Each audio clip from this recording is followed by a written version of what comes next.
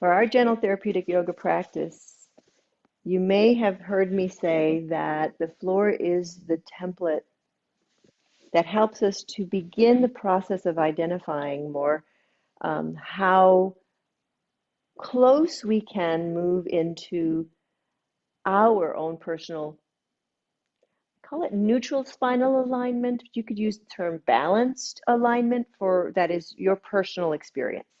We're each of us are going to be different. Relatively, generally, for the spine, there are a few curves that are natural. I'll bring Francesca. Here's Francesca, who's a model of this would be your skull here, your spine as it kind of comes down, your pelvic bones. And so we have 32 bones of the spine.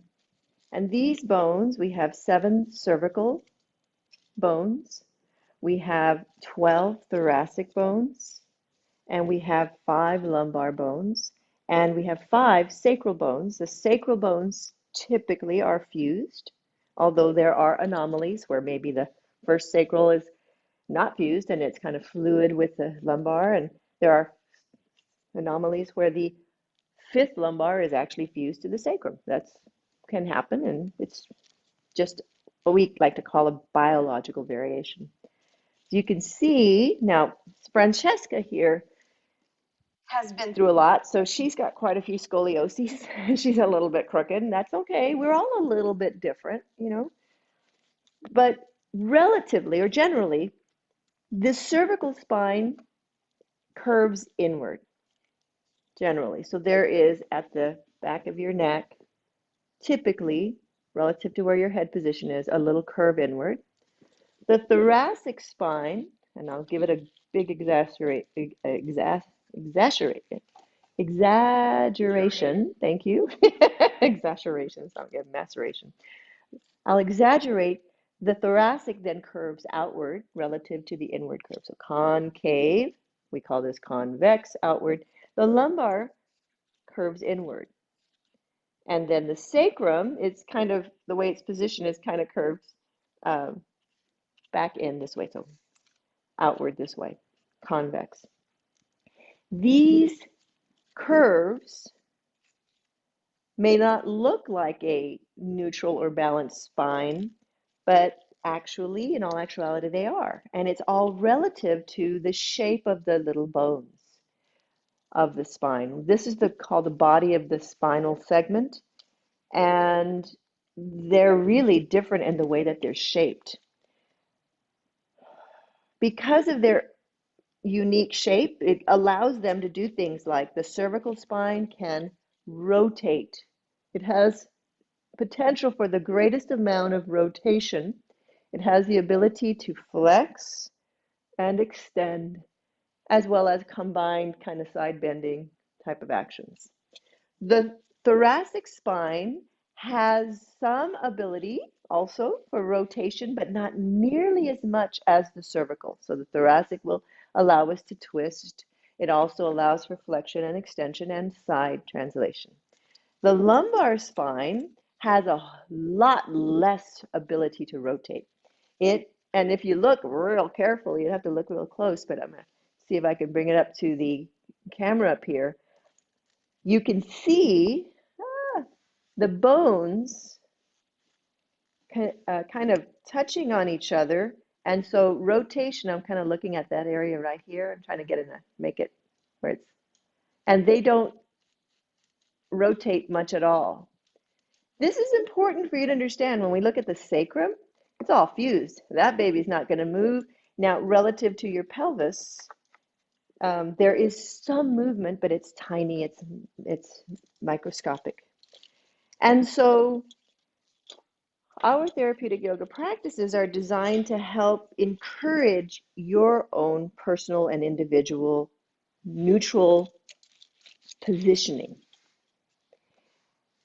Our practices that we do on the floor help us so that when you lie down, if there's an area that's restricted, for many, I mean, we all have areas of restriction, we'll be able to see, and that's why I like to peek at you and peek at the camera and stuff, and I'm looking at the screen every so often. I'm peeking at you because what happens is when you're standing up, we can kind of see those restrictions, but when you lie down, that floor does not lie, and it will tell us a lot. Now, I'm going to give an example of when we lie down. There might be things like if we have tightness in our pectoral muscles and in the neck muscles, there'll be things that look a little bit like this. And I'm really over exaggerating a very tight area. And what happens is when someone lies down like this, they're like suffering.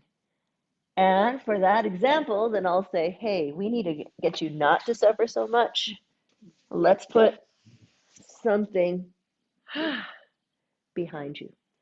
So that's why I refer to a few of us have permission to use a block as we're beginning this process, because it helps you, your body, instead of it hanging on the muscles like this that are restricted, it helps you to begin the process of resting. And over time, someone who might, this is the 3-inch combination of 3-inch blocks, we might then take, I'm going to take 1 inch away over time. Now there's only 2 inches. Then we might change to 1 inch, better. And then eventually the ability to get the head, the shoulders, the pelvis, and the feet or legs stretched out.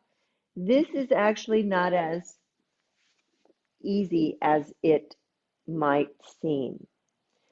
Many of us, you've heard me say, when we lie on our back at the beginning of practice, some of us will use a blanket behind our knees. The reason that I invite that is for many of us, our psoas muscle, which is the deep hip flexor muscle, it originates here at the front, kind of like side and aspects of your lumbar spine.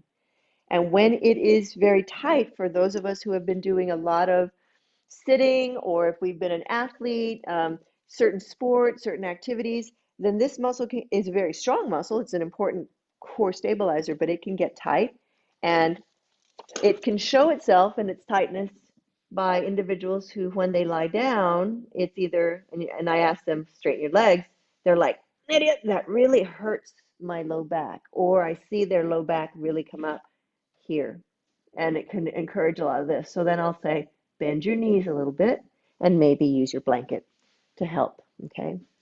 So that's kind of a long, drawn out little explanation for the process of what's happening for our practice, the awareness, the identification that I will have when I watch you, but also, more importantly, your own identification of what's going on in your body when you do this work. Noticing, one, how's my breath? Can I breathe? Do I feel comfortable in this? Or am I feeling like, does this really bother my neck, or is my, chest or shoulders? So what's going on? We can change things to get you more support. The good news, when we support the body, maybe we put a little something underneath you.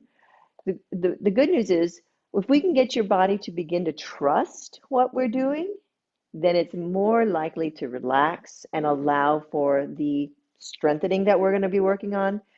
Some of you have heard, and you remember that I say, press your head firmly into the mat. There's no accident about that. I'm asking you to strengthen the cervical extensors as well as the deep cervical flexors. You'll hear me say, pull your shoulders back and move them down. No accident about that, because I'm asking you to strengthen the scapular stabilizers and the shoulder girdle muscles. You'll hear me say, notice if your low back came way off the mat, engage your abdominals. You'll hear me say little tiny things like that, or just engage. All of these things and cues that I'm asking of you and giving you to kind of pay attention to, you may or may not hear right away. No worries. That's why we do this practice repetitively. That's why it's a sequence. That's why we do it over and over again, so that one day when it's time, you might hear those cues.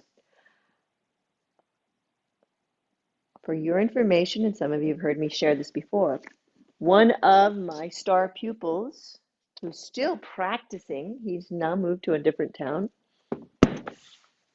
Started in his mid-60s, and when he first came into the practice, 6-inch tall, this is what was underneath his head in order for him to lie down. It took 2 years, and now 15, 17 years, 15 years, probably 15 years. It only took him 2 years. He's flat. Mm-hmm. So that's for your information. And he still practices. He also improved his blood sugar. He improved, oh my goodness, his cardiovascular conditioning. You name it, he did it. His therapeutic yoga lifestyle practice actually altered his awareness of how he was working with his body, and he began to honor it even more with improved nutrition and rest, as well as other types of work. So that's my story. Oh my gosh, that kitty cat is the best. He's just looking. Linda, take a peek. That kitty cat is looking right at us. There's a cat just like, hey, hi kitty. All right. So enough of that. Let's